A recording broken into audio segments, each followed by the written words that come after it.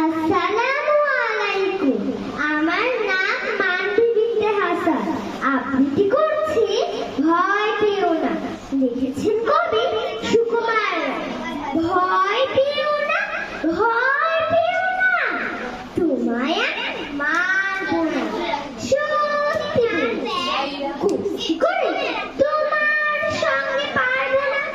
মুখটা আমার বড্ড নরম, হারে আমার রাত্রি। তোমায় আমি চিবিয়ে খাবো, এমন আমার স্বার্থী।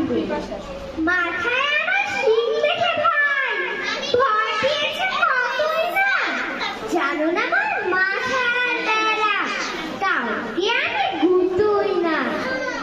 এসো এসো গর্তে এসো, বাস করে যাও চারদিকে। আদর করে শিখিয়ে তুলে রাখবো